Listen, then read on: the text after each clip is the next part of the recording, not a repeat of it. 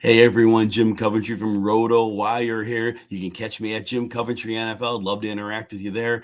We are getting ready. We're in draft season right now. This is the tight end version of the draft strategy. These are the tight ends that we got to keep drafting. Now, before I address standard tight end leagues where I have a specific strategy, if you're in a tight end premium league, we know you got to get that tight end earlier than usual. So this is for the league, again, where you have a 1.5 per reception and you've got to get one early. This is not for one regular league where standard scoring for tight ends. In those specific leagues with tight end premium, I am putting Kyle Pitts above Travis Kelce and Mark Andrews, meaning you can get him at a value. Very quick analysis on Kelce. I want you to understand why I'm out on him. Kelce had 6 bad games last year. He only had 2 bad games combined the prior 2 years. Defenses started to get physical with Kelce at the line of scrimmage, and it was very clear he was not getting freed up from that. Kelce was 32. He'll turn 33 a month into the season. Those things are difficult when you begin to age. That's one of the things, explosiveness off of contact. And here's the other problem. I know a lot of people are saying, well, Hill's gone, Tyreek Hill is gone, so now Travis Kelce's going to see 1 million targets. I understand. But here's what's going to happen. Just like last year, believe me, the film is out. Teams saw Kelce get beat up and stopped. If you think back, he blew up in a game on a Thursday night against the Chargers. Understand, he was almost shut out, and then all of a sudden, Derwin James got hurt. And as soon as Derwin James got hurt, they had no answer. And Kelce completely went off. But back to the point, Kelce's going to get bracketed. He's going to get beat up at the line, and teams are going to force Mahomes to beat them with anybody but Kelce. Teams aren't afraid of MVS. They're not afraid of Juju. They're not afraid of Sky Moore, and that is the point I'm trying to make. Kelce will be taken out, and they want to make Mahomes as uncomfortable as possible. Kelce might catch 100 balls. It might only be for 900 yards or 850.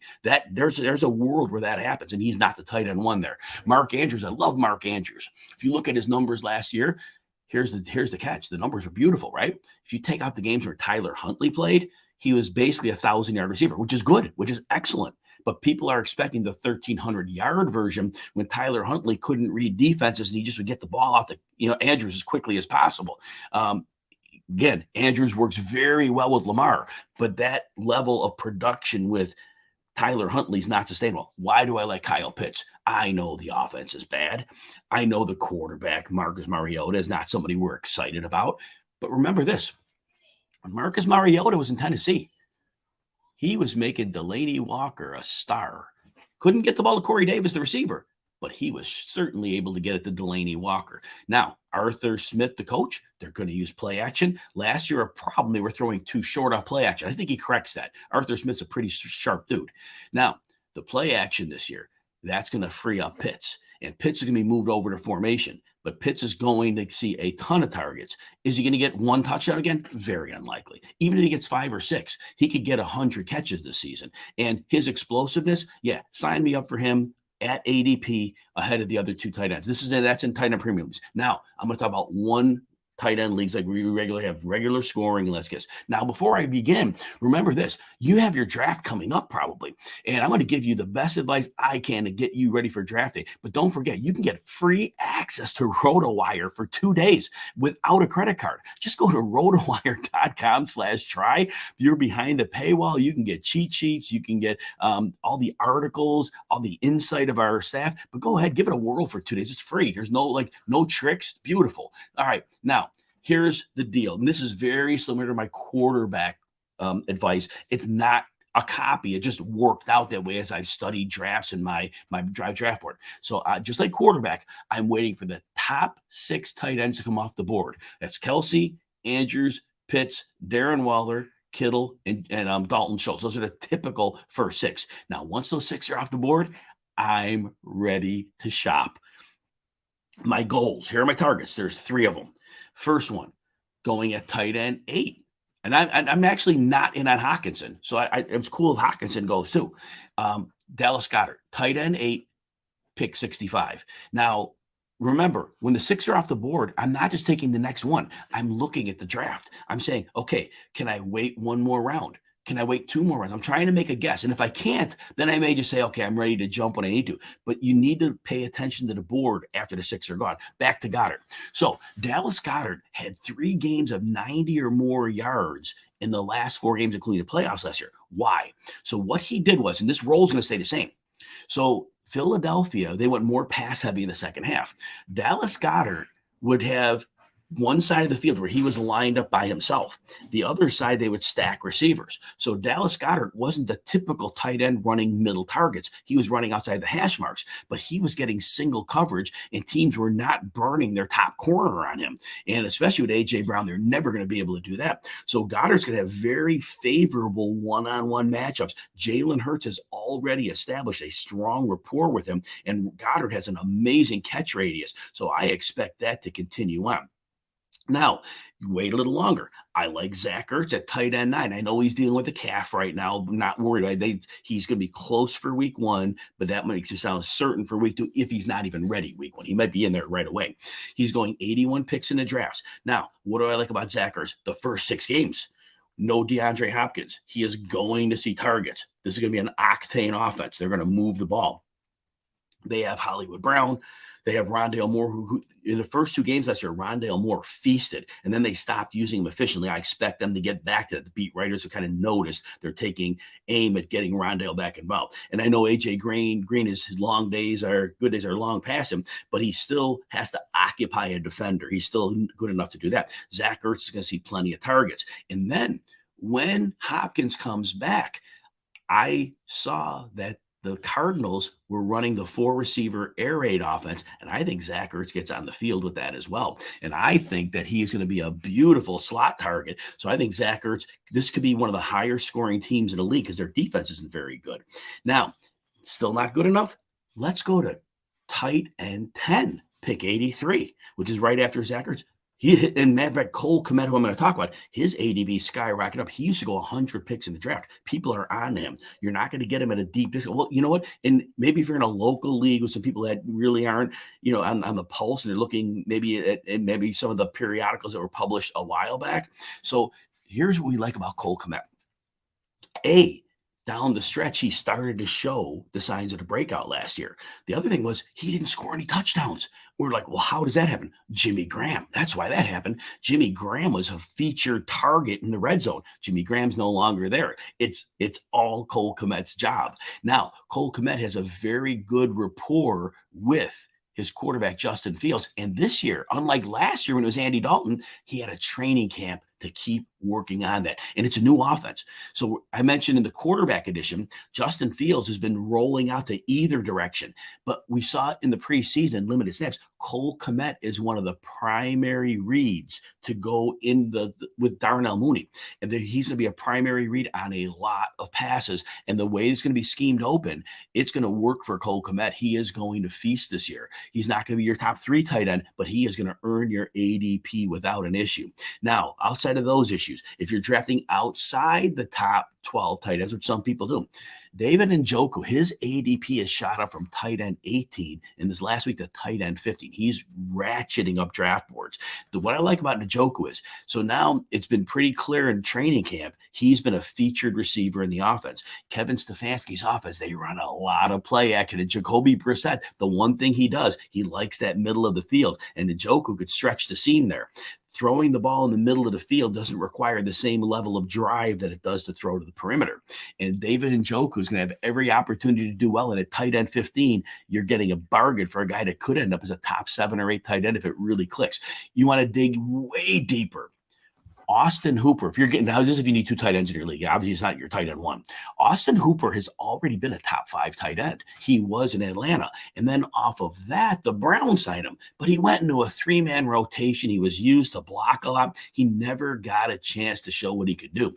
Austin Hooper is now in Tennessee. The receiving room is not great. All the bad reports on Treylon Burks have come out. Austin Hooper could be a featured part of this offense, especially off play action. He's going as the tight end 24, 174 picks in the draft. If you need a second tight end, there is a world where Austin Hooper finishes as top 12 tight end. He's done that with change before. Now, again, you're in a tight end premium league. You have a huge roster. You need a third tight end. 2 players for you. Hayden Hurst is the first one. Remember last year, CJ Uzomah, who's largely a blocker, put up like 490 yards. Now he had 2 big games in there, but nonetheless, in that offense in Cincinnati, defenses are scared of Chase and Higgins. The middle of the field frequently is going to be wide open. Hayden Hurst is a good football player, but he was pinned behind Austin Hooper, and Hooper had his top 5 season. He was pinned behind Kyle Pitts. That's a pretty tough duo to get pinned behind, right? Hayden Hurst is going to have an opportunity to be a full-time player. There's going to be down games, but there's going to be plenty of games where he puts up the yards. In the last one, if you need a third tight end here and you want to wait till the very, very end, people are sleeping on this guy. Tyler Conklin. Why do I like Conklin? He's buried. Everybody has CJ Uzomah ahead of him. They're wrong. They see Uzomah's numbers last year, and they're like, wow, this is the guy. Wrong. Uzomah's a blocker. Think back 2 years ago. Kyle Rudolph got hurt. Everybody thought with the Vikings, oh, man, Irv Smith's going to go off. We got to roster Irv Smith. Tyler Conklin outplayed him. He trumped Irv Smith. Tyler Conklin has shown he's an excellent athlete, an excellent receiver, and a very good tight end. In that Jets offense, they are going to need help in the middle of the field. He's had a great chemistry with the quarterback group. He's been more than one. Wilson, and it's been Joe Flacco too. They've been hammering Conklin with passes. Conklin is going to pay off at that tight end 36. You're going to get him if you need a second tight end. He could end up being very, very good for you. All right, let's take some questions here. Randy, you're back. It's good. All right. You punted on tight end in a non-PPR, and you drafted Irv Smith. Would I stick with him, go to Albert O, Tunyon, or Logan Thomas? So there's nothing wrong with keeping Irv Smith. Nothing wrong at all with them. I think he's going to be fine. But I want you to understand this. He's basically think the Rams offense and Tyler Higbee, take out that 500-yard game stretch. He had his 4 games and then 84. Kind of throw that out. But what Higbee's been, it's kind of been like a 50-yard guy, 35 to 50 yards. I don't think that Irv Smith is any better than Tyler Higbee. Higbee's a good player. And so I think they're pretty similar. And I think the receivers are going to get the majority. I think that Irv Smith is a nice, steady player. I don't think he's an upside guy. I think between Jefferson and Thielen while healthy and KJ Osborne, I think that, and even Daley Cook. So I think at the end of the day, Smith's fine, but I don't think there's a lot of upside. Albert O, a lot of negative pub in the preseason, but Greg Dulcich is out at least 4 games. They've been moving Albert O all over the formation. That tells me they want to weaponize him.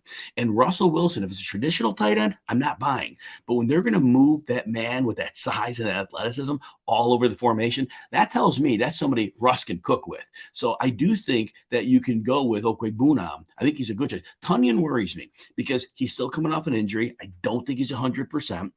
I want to say that year he caught 51 passes, 11 touchdowns. It was on like 57 targets. It was one of the most efficient seasons we ever saw. And before he got hurt last year, I was already saying there's no way that repeats. And we saw that wasn't the case. And I think this is a different iteration of the Packers offense too. So I don't know how much in on him I am there. And the injury scares me. Now, Logan Thomas is interesting. If you're going to take him late as a backup, I would, because Carson Wentz has shown, now he's had good tight ends when he was in Philly. He had Ertz and he had Goedert, but he's very good at getting the ball to his big target players. And, Logan Thomas apparently is going to be no later than week 2, a full go. And I think if you're taking him as a tight end 2 or even a tight end 3, yeah, I think so, because if he shows that quick rapport, you keep him. If not, you drop him. But I think that works out there. Eddie, oh, you're welcome, Eddie. Thanks for the comment. Randy, you're back on this. Gesicki and Isaiah Likely. All right. So the first thing, here's what I'll say about tight ends. And I know Isaiah Likely is getting the buzz. They're saying he's like the second receiving option. And I know that Baltimore plays a lot of 2 tight end sets. Nick Boyle's going to be in there blocking. That's their identity. Nick Boyle's going to block. Mark Andrews going to catch the ball. If they run 3 tight ends, it's not going to be more than 20% of the time, and Likely could be on the field for that. And I know they really don't have a wide receiver too. So I could see it, but how many second, third, fourth round tight ends actually ever do anything of note early in their NFL career? It doesn't happen. And I don't see that happening here. I like the story. I think he'll be very good. I thought I put him as a project player. Could it happen? Yes. I'm not betting on it. I think it's one of those things that better in training camp and preseason. I just don't see really a third tight end coming up and doing great things. I think Rashad Bateman is going to have to get fed way before that. And Andrews is already commanding a ton of targets. And look, we know that the quarterback Lamar Jackson is going to run the ball. Now, Gesicki, I'm out on him. He's a slot receiver. Well, now they bring in the offense from the 49ers with Mike McDaniel. They need their tight ends to block. And that's why they were talking about trading him. And they couldn't because they franchise tag him. They're paying him a ton of money. So here's the problem. Square peg, round hole. You're a receiver. We need you to block. Oh, man, we're stuck with this guy. We franchised him. We don't know what to do. I'm out on him. He could have a couple good games. Good luck predicting when. That's going to be a wide receiver-centric offense. And when they need the blockers on the field, I think that the snap share is going to go way down for Gesicki. So no, not the reason George Kittle's the George Kittle of that offense is because he can block. Defenses have to respect him as a blocker, and then they release him out behind the defense. So it's a great question, and I'm glad Jessica's a philosophical difference. If Kittle wasn't the dynamic blocker, he wouldn't be able to do what he does in that offense. Great question, Randy. And then Mark, okay, legitimate tight end. I don't understand the question. I'm sorry. I'm sure it's a great question. I just don't get it. All right, everybody. Thank you for your time. Appreciate you. Good luck in your drafts, and we will talk soon. Catch me at Jim Coventry NFL, and we can connect there.